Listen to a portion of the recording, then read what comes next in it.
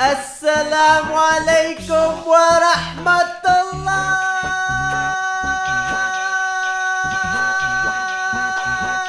وبركاته.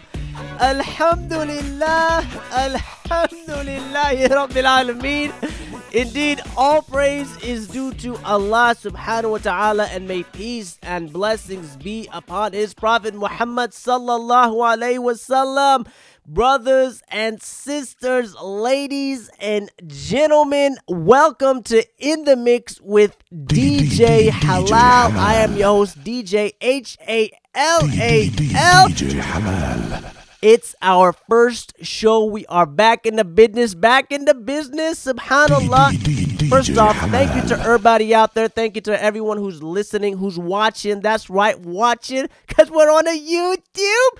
And if you're listening in on the iTunes podcast, make sure to let brothers and sisters know what's going on with the DJ Halal In the Mix show is back up and running. And subhanallah, feels good. January 1st, 2015, doing big things. And every other Thursday, I should say, you're going to be getting a new DJ Halal show. We're going to be bringing on all kinds of speakers, all kinds of guests for you guys. So let us know what you want to hear. And just to tell you what you're going to be hearing today, give you a little snippy, a little sneaky peeky, a little cluey. Okay, all right. Anyways, check it out. So today the show is with Imam Marc Manley, and let me just say that this show was, when I was interviewing him, I was taken aback by some of the stuff he said, because I didn't think that an imam would speak on these types of things. So you're probably asking DJ Halal, what's the big deal? What was he talking about? Well, to keep it 100% with you guys, what he was talking about things like sex. Oh my God, he said sex is no. No, but for real, these types of topics, I feel like us as Muslims, at least here, American Muslims, we get so shy and scared to talk about these things because we think it's taboo. Oh, you can't talk about this, and we just sweep them under the rug, acting like they don't exist. But the reality is that, whether it's sexual relations, whether somebody's watching something they shouldn't watch on television, whatever it is, these things are happening to us, and we got to discuss it. So with Imam Marc, he was down to earth and letting us know, yo, this is how it is. This is what it's like when youth come to me. And I personally learned a lot from just talking to him in the interview. So we're going to be hearing that today, inshallah ta'ala, with Imam Marc. He's also going to be talking about his conversion story. So his conversion story and this idea of whether or not culture and Islam are compatible. Because some people say, yo, man, you can't have culture and Islam. They're two separate things. Well, what's the deal with that? What's good with that? We actually ask Imam Marc that. We're going to be getting to that shortly. But first, I'm going to be dropping the reminder of the day. Bismillah ar-Rahman ar-Rahim. There's a verse in the Quran where God subhanahu wa ta'ala Almighty, he says, A'udhu billahi minash shaitanir rajim, وَمَن يَتَّقِ اللَّهَ يَجْعَلْ لَهُ مَخْرَجًا, which the attempted translation is, and whoever has God consciousness, whoever has taqwa, whoever is cognizant of God, of Allah subhanahu wa ta'ala, then he will make a way out for that person. So saying this to myself first, man, if you're in a really difficult situation, whether it's with your spouse, whether you're having a difficulty at home, at work, whether it's a difficult situation with a friend, whatever it may be, man, for real, the best advice that I can tell you on this matter is just remember Allah, remember God, and just plead to him. Go to him and ask him for a way out of your situation. Be conscious of him, and he will, inshallah ta'ala, with his permission, he will provide a way out for you from where you did not even expect. If it's some financial trouble, Allah's got you. He's got you covered. So remember Allah subhanahu wa ta'ala, and he will remember you. With that said, that was a reminder of the day. And we're going to be talking with Imam Marc. So let's go ahead and get into our interview that we had with Imam Marc Manley. Halal. That's not about 5 letters. That'll work. Anyways, brothers and sisters, I am here in the mix with DJ Halal, featuring our brother from another mother, Imam Marc Manley. Salam alaikum, Imam. How you doing? Alaikum salam. How you doing, man? Alhamdulillah, doing good. You all right? Good to You look a little out of sorts, man. I'm getting a You got little. the vein popping on the forehead and everything, bro. You gonna be all right? Yeah, I'm gonna be all right. Sure, that's my that's the hype vein. I don't want this to be like the final interview, man. Not with me. You gotta go on. We got to keep it going. Yes. We got to keep it going, inshallah. So today we have a special topic that quite a few brothers and sisters have asked me to talk about. This topic is about Imam Marc's conversion story. And I use quotes to say conversion because a lot of people have an issue with the word convert. Some people say, oh, no, wait, you're born a Muslim, so you're a revert. So before we even get into your story, what's your take on that? I don't really care. This, and I know some people that get touchy about, I guess at some point it is a personal choice. I'm not belittling anybody that prefers reversion over conversion or vice versa. For me, both in some ways are, I don't want to say irrelevant, but conversion or reversion is an event that takes about 8 seconds long, right? Ashhadu an la ilaha illallah, ashhadu anna Muhammadan rasulullah. That's it. That's your conversion. That's your reversion. To me, the bigger question people talk about is, not what made you convert or revert, but it's like what made you remain Muslim. Like what has sustained your Islam? What sustains your Islam? To me, that's more important than conversion or all this stuff. Okay. Yeah. So you're not gonna go off if DJ Halal says revert, convert, nothing like that. Nah, you're chill with that. I'm not gonna go off. You're my brother, man. MashaAllah. Okay. Well, you might go off on the court. I might go off, and well, I can't dunk anymore. Okay. We'll see about that later. We'll save the trash talking for outside. Yeah. Inshallah ta'ala.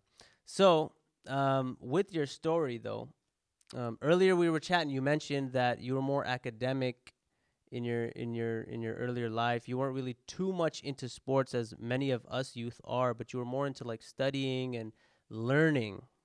Yeah. So how did that influence your journey to the deen? You said we got about 25 hours to do this interview? About 25 minutes. 25 hours, Okay. 20 Okay. Just making sure. No, a lot of it had to do with, a great degree of, or great, variance in just how I came about, how I was born, the family that I lived in, the circumstances that I was born in, which to summarize, I was a person that had two older brothers that were much older. So my siblings are 9 and 12 years older than me. So I didn't really grow up with my siblings. So that combined with the circumstances of where I lived and whatnot, that I kind of had to be I had to entertain myself as a kid. I had to kind of rely upon myself for not only to entertain myself, but the public school system in many ways, was a failure for me and for many other kids, and therefore I developed a personality that became very autodidactic, meaning that I was easily able to teach myself things, particularly from books. So when I was 10 years old, I took my paper route money and went and bought like the first 2 years of textbooks from the University of Michigan bookstore on Japanese and taught myself Japanese as a kid. Wow. Just because that's how I was as a kid. Like I So- wanted to learn, and I wasn't challenged by the public education system, but I still had a very ferocious desire to learn. I was very curious about the world around me. Did you believe that the education system was just like, as I say, a bunch of bakwas, a bunch of nonsense? At 10 years old, no, I wasn't that articulate. It's just I was bored, basically. As a kid, I was bored. I wasn't challenged, and I didn't see the value as a 10-year-old kid in the education system. And then, unfortunately, just because of my family circumstances, I didn't have the kind of pressure that sometimes, my counterparts in religion that come from like the Arab or the Desi backgrounds of the parents put, a lot of pressure on them to succeed in terms of, education and academics. Unfortunately, I kind of came from a background of mediocrity. Like I love my parents dearly, but there wasn't the incentive or the pressure to have to succeed. It was like, honestly, if you could come home with C's and D's, if you don't flunk out, that's good, and maybe after you get out of high school, you can go join the military like your dad and maybe get a government job or something. So I didn't have those kinds of pressures on me. So for me, you know, I was very much let down by the public school system, but also by the home system where I didn't have that pressure. Mm-hmm. And I think I was cut from a very different cloth. Like both my older siblings are more singularly minded. Like my middle brother is a musician, my oldest brother is a comic book artist, and they both kind of knew what they wanted to do from like jump. You know, my dad, you know, was a mailman. My mother stayed at home. I'm the first person to go to college in my family with a college degree. So I was much more, you know, inclined on a personal level to just learn. And I wasn't learning what I wanted to learn in school. And I just wasn't challenged. So a lot of it just came from that. I mean, we'd have to go really in depth, but in summary, you know, it came from a personal drive. Right. I mean, that to me, that's unique because you say that no one in your family had ever gone to college. Yeah. And you were like a unique case where you didn't even feel challenged in school, and you went out and you explored and you studied more on your own. I didn't graduate high school because of absentee, right? So I skipped class so many days in high school. I think we might have to edit that out. It's not good for the youth. It's not good for the... Oh, you take it, drop the DJ Halal. So in that environment, in that setting, where did Islam come in? Like, where did you first learned about it and you're like, whoa, I've never seen anything like this. What was that moment that... Yeah, so I had a friend of mine that I knew since I was about 5 years old. We were very close, kind of like brothers from another mother type of thing. We grew up. And he was about a year and a half older than me, but he was 2 grades ahead, you know. So he went to MSU, to Michigan State, when I was, I guess, in 11th grade. And, like, you know, he went to college, so we kind of lost track, you know, of each other for a couple years. And then when I got out of high school, we kind of reconnected, and he was coming back for summer break, and I was 19 at the time. And, you know, we were like, oh, let's get together, you know, and catch up. So I went over to his house. We were going to go play some ball. And when he was there, he had mentioned on the phone, like, something about being Muslim. And I was like, okay, like, I don't really know what that is. Because he had just taken his Shahada, like, I think a couple months before. So you were Christian at that time? What were you? Like, I mean, my mother's family is Catholic. My father's family, I don't know, I guess some sort of, like, my dad's from the South, so probably some Baptist type thing. But I wasn't raised in a religious household. Okay. I mean, we would say grace at table and say our prayers before bed, like, especially as little kids. And my parents are definitely, like, people believe in God, but I would not say that they would fall under any particular denomination or whatnot. I certainly never conceived of myself as a Christian as a kid. I mean, I had the extended family that was Catholic. Like, I have, you know, cousins that were like nuns. So right. The extended family actually was quite religious. But your family, your direct family, you guys yourselves weren't really that religious. But I wouldn't say we were like agnostic or anything. We were just like religious people, but we didn't belong to anything traditional. We didn't go to church or anything. But certainly, you know, like people that believed in God and whatnot. But I didn't come from any real solid, you know, tradition. Okay. So when I went over to T's house to meet up with him, and we're gonna go play ball, he was like, "Well, I gotta pray before we go." And I was like, "It's like, yo, we're gonna play 21, man. It ain't that heavy. You know, you don't have to pray before we go play ball, right?" And I saw him go to the sink and begin to what I understand, right, as making wudu. I was like, "What are you doing?" He's like, "Well, before I pray, I have to, you know, wash myself and whatnot." And I was like, it was just a moment. It wasn't. Now it's probably too articulate, but at the moment, it was just a gut feeling. So when he came back and he put out his little sajjada, you know, to pray on, I just stood next to him. And he was like, "What are you doing?" I was like, "If you're a Muslim, I'm a Muslim." Whoa. He was like, "You don't even know." I was like, "Whatever, dude, this is it. Like, you're Muslim, I'm Muslim." And I kind of went through the motions of the salah with him, and we went and played ball. And then after, we actually went up to a masjid for the first time, for me, and walked in. And of course, because of the way I look, as an ambiguous black man, I walk in, everybody's like, "Assalamu alaikum wa rahmatullahi wa barakatuh." I'm like, "Hey, man." Like, take it easy, you know. And it was just really like from one moment to the next, like, boom, just Islam was turned on. Subhanallah. And right there, I'm going to pause, inshallah ta'ala. We're going to get right back in the mix after this quick commercial break.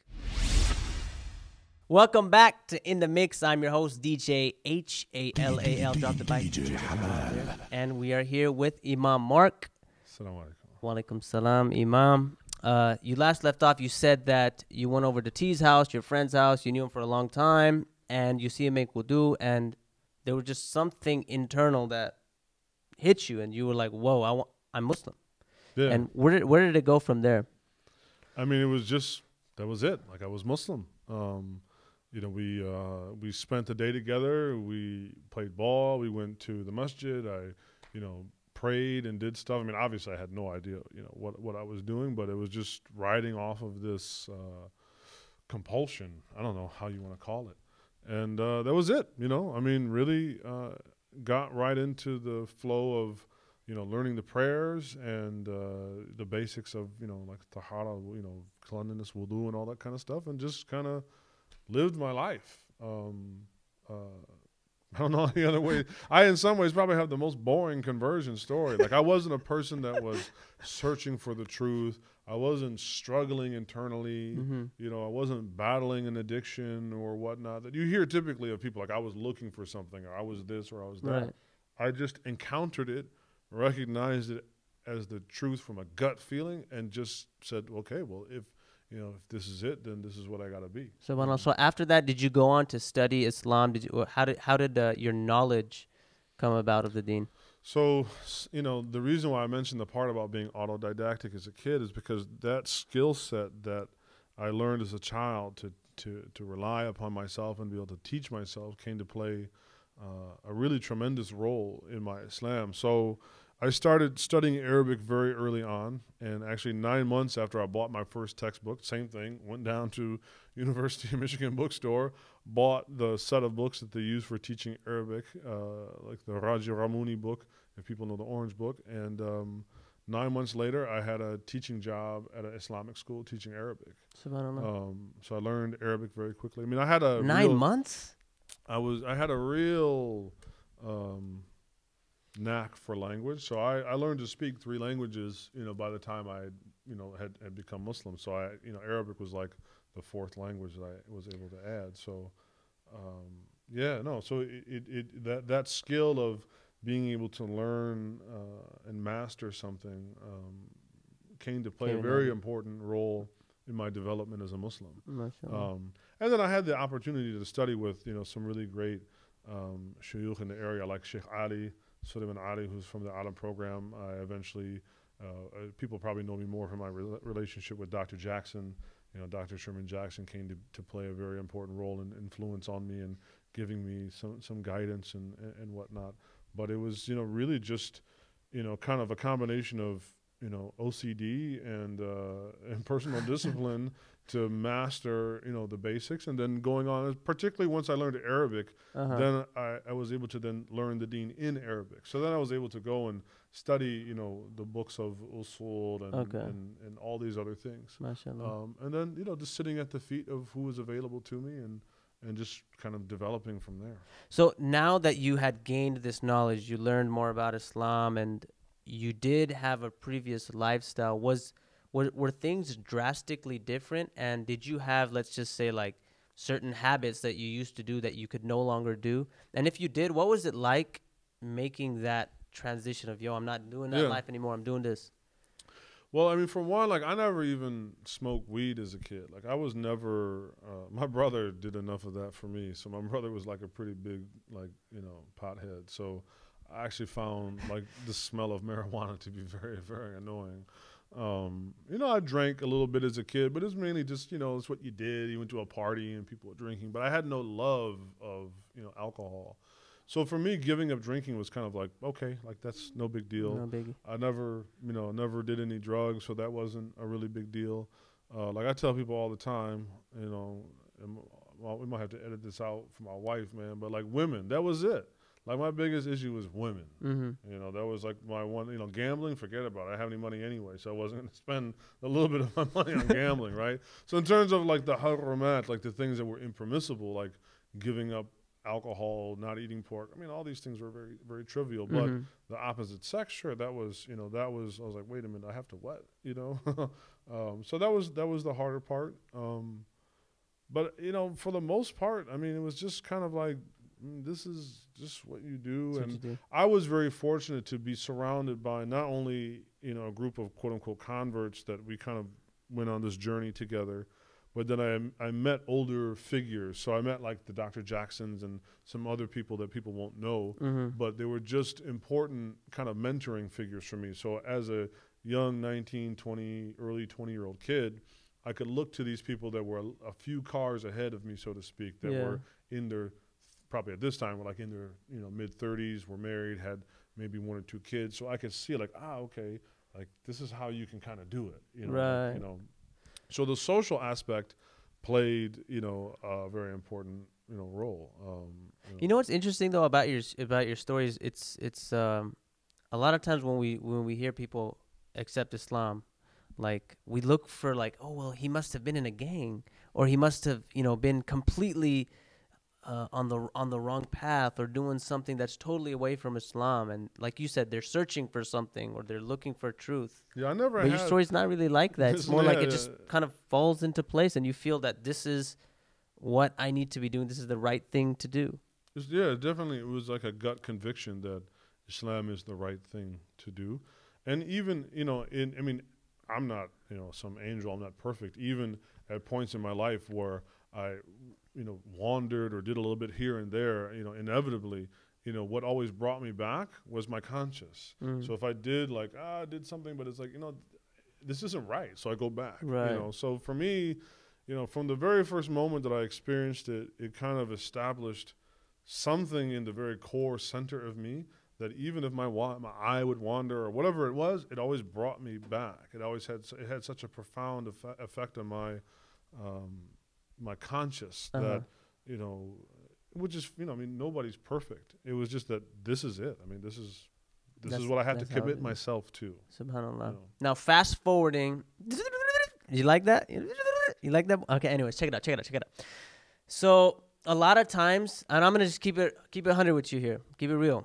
100% is that I'm Pakistani. I'm from the Pakistani Desi community, right? And typically whenever they see a black Muslim, whenever they see a Hispanic, Latino, even Asian, they'll say something like "Ye kala kahan se hai?" Like where's this black dude from? Or like ye Mexican kahan se? Like where is he? Do you ever feel that there's a different type of treatment that you get because you're a convert or revert to Islam from the American Muslim community? Oh yeah, absolutely. Even in my role as imam. Matter of fact, even perhaps more so in my role of imam. I think the Muslim community, by and large, and here I'm not talking about converts, I'm talking about Muslims from the historic Muslim world. They love to talk about da'wah and calling people to Islam. I think their idea is that we want to call people to Islam. We would love if most of them were probably white people, right? Just to be 100, keep it 100% honest. But even if they're like some non-white people and they come, as long as they stay in their place, right? Don't become a person of authority or leadership in the community. And that's one of the major issues I've had to deal with is that pushback of like, well, who are you? What is your authority? Even from people themselves that, they couldn't write their name in Arabic. They have no background in Islamic studies whatsoever. And yet, somebody like myself that has studied for 2 decades, that sat at the feet of, some prominent scholars and whatnot, and yet they will argue with me or they won't accept the validity of my authority as a leader simply for no other reason than the fact that I wasn't born Muslim. Or to be honest, because particularly when they come to find out, like, oh, he's black? Well, then now we have an issue. When they thought I was like, wow. I don't know what they thought I was before, but when they come, they thought, oh, maybe he's like Egyptian or he's like, American-born Moroccan or something. But when they come to find out, oh, wait a minute, African-American? Now all of a sudden they have the issues. That's terrible. And particularly for someone like myself who refused to change his name, right? I didn't go with the quote-unquote Muslim name. Muhammad Manley. Yeah, I don't go with any kind of quote-unquote Muslim name. So that also tends to set people off quite a bit. When I even in my current occupation, there were several people that were offended from the congregation that there was an imam of a masjid whose name was Marc Manley, meaning an Anglo-Western name. Right. How can you lead salah? You don't have a tapi, and your name is Marc Manley. This is like wa na'udhu billah, It's like so a sign of the hour for them or something. It is. Subhanallah. Very interesting stuff. Check it out. We're going to be back to wrap it up with Imam Marc after this quick commercial break. Welcome back to In the Mix with DJ Halal, joined with Imam Marc. Salam again. Assalamu alaikum. Wa alaikum salam wa rahmatullahi ta'ala wa barakatuh. And interesting conversation. This is pretty deep, talking about Imam's story, how he came to find Islam, or how Islam found him, however you want to look at it. So there's a question that I have, and it's regarding culture. All right. Okay? And I have an opinion about this too. It's because I saw somebody post this on Twitter. I'm not going to put their name out there. I'm not going to give them a shout out. Follow me on Twitter at DJ Halal. They said Islam and culture are like oil and water. The two can never be combined. And I took... this was Sheikh who? This was, let's just say, Mufti Twitter. Yeah. And this is what they said. And I have an opinion about that, but I was curious to see. Well, let's start with your opinion, then I can, Okay. Let's This is what I think. I think that culture involves expression of human beings, meaning, like, for example, hip hop. Like I like hip hop. You know what I'm saying? I like these rappers, and they have swag. They might wear their hat like this. We might wear our clothes like this. Some of my friends like to skate. I feel like skating is part of the American culture, right? Like, we grew up with these things. These are cool to us. And as a human being, you have to express yourself. That's just how a human being is. And proof of that, Imam, shout out to Imam Abdul Latif Finch for this, because I got it from him. Proof of human beings want to express themselves is that I'm talking to you right now, that I'm expressing something to you. And that's what culture is about. So to say that, oh, Islam is totally void of culture, it's like saying everyone, you got to be the exact same and be in uniform. You got to be in uniformity and not necessarily unity. So that's, to say that culture cannot be a part of Islam, it just doesn't sit well with me at all. Your thoughts? Well, very succinctly, I've written on this topic on my website a tremendous amount.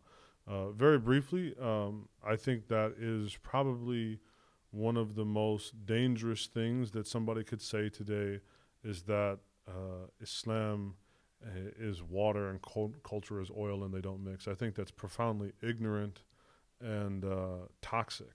That's a ridiculous statement. And in fact, the Quran, Allah's revelation relies upon human culture in order to even be able to work. So for instance, Allah says in the Quran, وَيَأْمُرُ بِالْمَعْرُوفِ وَيَنْهَى عَنِ الْمُنْكَرِ, right? To call to the good and forbid the evil. Ma'ruf. What is ma'ruf? There's no explicit definition of ma'ruf in the Quran or in the hadith literature. There's no explicit definition of nakar in the Quran or in the hadith literature. So how can we fulfill a command of Allah? وَأَمُرَ بِالْمَعْرُوفِ وَانْهَى عَنِ الْمُنْكَرِ. How can we fulfill this command of Allah's if we don't even know what it is? The only way we can know what it is to rely upon culture. So in fact, Islam has always relied upon culture in order for it to actually manifest. I mean, if you are going to bring people from darkness into light, part of what you're bringing them from, you have to interact with their culture. You have to go. So this idea of, I think the real problem is, where some people go too far, is that yes, if you don't always remember the demarcation line of where culture begins and ends and where religion begins and takes off, then you can get into murky waters where you think your culture is the religion. And I run into this all the time, right? Again, I'm actually known for wearing like suits and ties, bow ties in particular. So here comes the imam to give the khutbah on Friday, and he's wearing a bow tie or a suit and tie. And many of the people in the audience will be like, well, wait a minute, where is the thobe? Where is this? Where is that? I'm like, this is urf, this is culture. This has nothing to do with Islam. This is just some people's, cultural expression. And therefore, if you get to the point that you think that you are being irreligious because you don't have shawwal khamis or something else, like no offense, but to my Desi brothers and sisters, nobody wore shalwar khamis. The Prophet ﷺ didn't wear kurta. Hey, yo, hold up.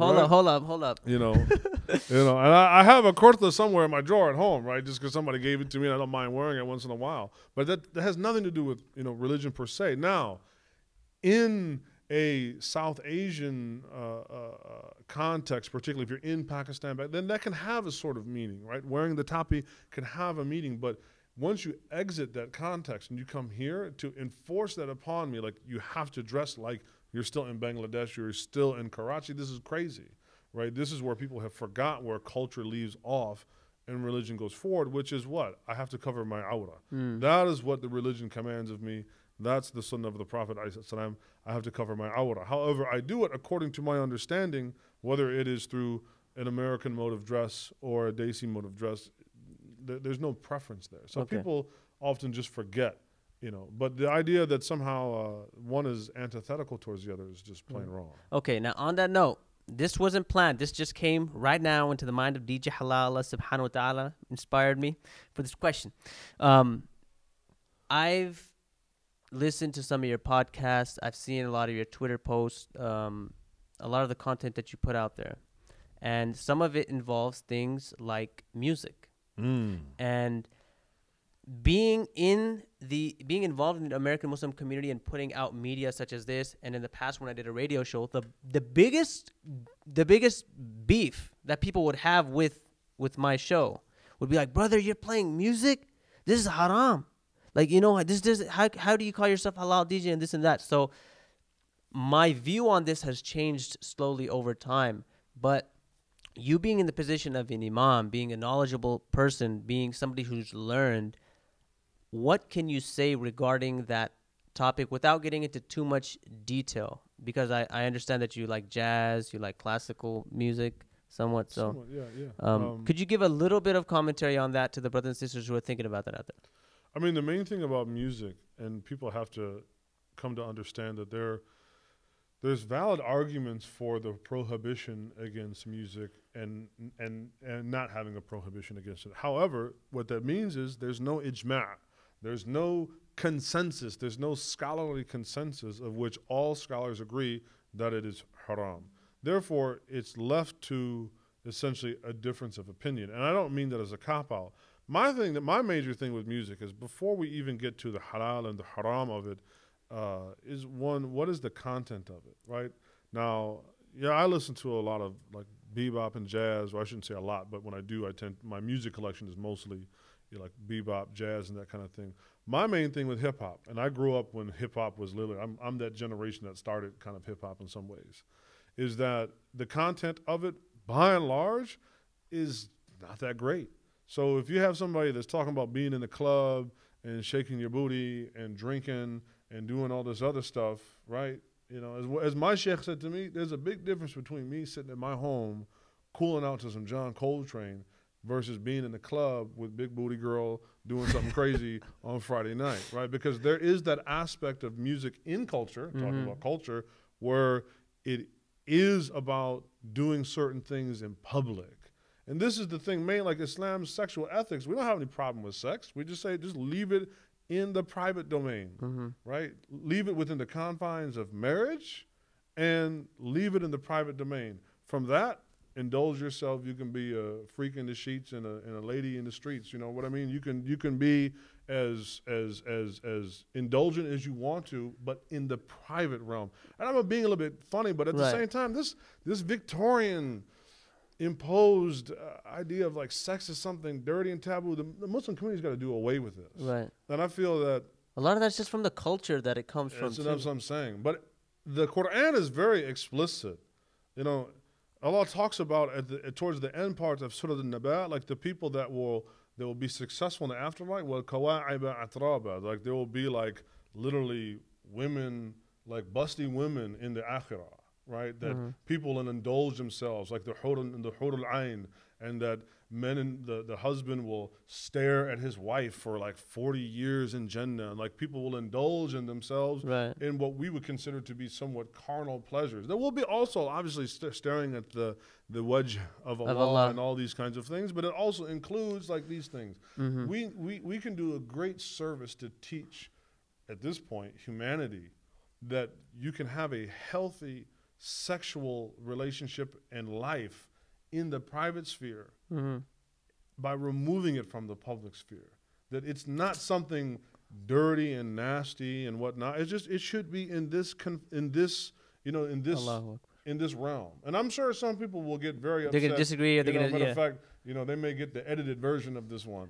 But I'm just being very honest. And in particular, we live in a culture that doesn't understand sexual ethics. It only understands putting sex in the public. So you can sell something, right? Right. You can't sell a tube of toothpaste without a pair of naked breasts, practically. Exactly. So they don't understand. So we could actually, if we embraced our religion as we understood it, the companions did what? They came and talked to the Prophet ﷺ about how are you with a woman?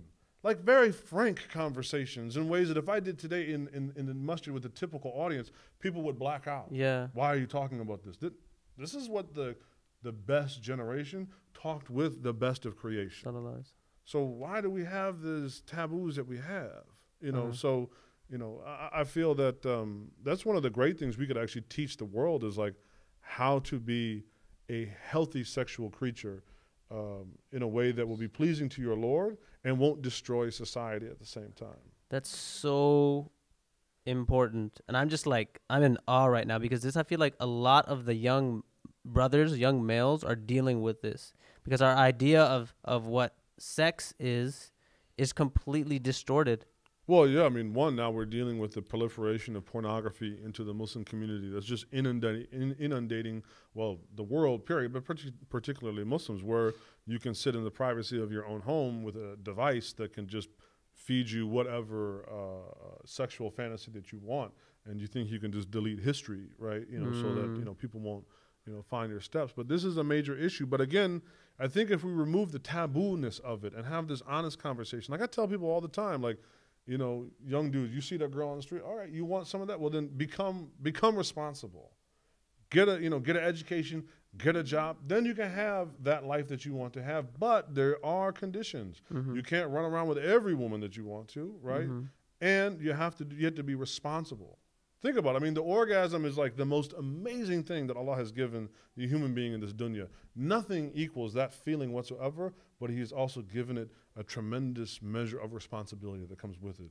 You want to have that kind of pleasure, you got to do it. You have to be responsible to earn it. So that should be like the dialogue that we have, I think, with young people today. MashaAllah. And I appreciate you just keeping it 100, keeping it real. I might have kept it like 103%. 103. We might have to dial it back. There's some uncle watching this and saying, what the hell is this? He just blacked out. He's like, ah. Okay, check it out. So what we're going to do here is I got something special for you. We got this game, okay? I like to call it Gone in 60 Seconds, okay? Because I'm going to ask Imam as many questions as I can, and he's going to try and answer as many as he can correctly within 60 seconds. And if he gets a certain percentage right, we donate to charity on his behalf. But if he does not, then you could put the blame on him. All right. You could put the blame. Right. Okay, here we go. Ready, set, go. What is George Washington's wife's name? Are you kidding me? Nope. Okay. You want to pass? Pass. Who killed Abraham Lincoln? Oh my God, man! I just knew this the other day. John Wilkes Booth. Yeah. What country produces the most coffee? Ethiopia. Who is on the $100 bill? It ain't me. What are the two elements that compose water? Hydrogen and oxygen. Name the capital of Texas. Austin. What is the largest state? Alaska. What team does Rajon Rondo play for? Is that like Boba Fett's lost cousin or something? How many legs does a centipede have? 100. What insect carries the malaria virus? Mosquito. What is the leading killer of people? People. There it is. A minute is done. Imam. I feel bad for that family that's relying on that bag of rice, man. I'm gonna give it to them anyway. Don't worry about it. We're not gonna shoot you. Yeah, we're gonna donate irrespective. Those are some of the most amusing questions that I've ever answers that I've ever gotten. But alhamdulillah. Jazakallah khair for that. Oh my God, I'm gonna have to go back and watch that because Yeah. I'm just going I crazy. think this is gonna be edited down to like a 4 minute, session. You're gonna have to like heavily edit. Okay. On that note, is there anything else that you want to say in a few seconds to the brothers and sisters listening out there? We talked about your story about finding Islam and also about culture, which I felt like was a very important part of our talk tonight. So, any closing comments before we wrap up the show? Just, be yourself, be honest, be true to your Lord. The Prophet alayhi salatu said, "Ar-rajul ala dini khalilihi," that, a person is upon the way of life, the deen of their khalil, the person that they keep true to them. So, what often helps you, weather some of the tumultuousness of this life is, being around good people. So just make sure you get around good people that encourage you to do good and that pull you back when you seem to be, wandering a little bit. And that, I know that's easier said than done, but, make dua and ask Allah to provide you, with a khalil, somebody that will keep you, inshallah, on that path while you're here for the few years that you're in this life, inshallah. Ameen. So there you have it. Alhamdulillah. Praises to God. That was our show with Imam Marc Manley. And just a couple reflections that I had from that interview that we did was the idea of culture and Islam. That Islam, it enhances a person's life. It enhances a society's life. And that there's plenty of room for culture in Islam, as long as it doesn't, infringe on the ideals or the values that this deen, that this way of life comes with. So it was refreshing to hear that from Imam Marc Manley himself. So subhanallah, jazakallah khair. May God give you what is good, Imam Marc. Shout out to Imam Marc for that excellent interview. And on this topic, some people have been asking like, yo, DJ Halal, what's good? What's going on with the videos? When are you going to release a show? Is it every week? How's it going to work? So let me tell you what's going on. So every Thursday, there will be a video that we upload. There will be something that you can check out. So this is how it works. The first video will be an actual show, which you just saw today. The following Thursday, it'll be a vlog, something like behind the scenes or something upcoming, or whether we're at some event filming something, you'll get that. And then the next week after that, you'll get another show. So every other Thursday is a show, but every Thursday you will get some kind of content, inshallah ta'ala, God willing, irrespective of what we're filming, what we're trying to show you with that. And you can subscribe on a YouTube to our channel and share the videos. And if you're on iTunes, you're listening to the podcast, yo man, subscribe to that. Let the brothers and sisters know, and let us know what you think about the show, who you want to hear, what you want to see, what topic we should discuss, because this is your show, bi'idhnillahi ta'ala. And stay tuned for some more content. I'm excited. I'm almost gonna pass out right now. My vein is going crazy right now. But yeah, alhamdulillah, anything of benefit was from Allah subhanahu wa ta'ala, and all the mistakes were from myself. With that said, this is your brother in Islam, DJ HALAL, telling you to always keep it halal.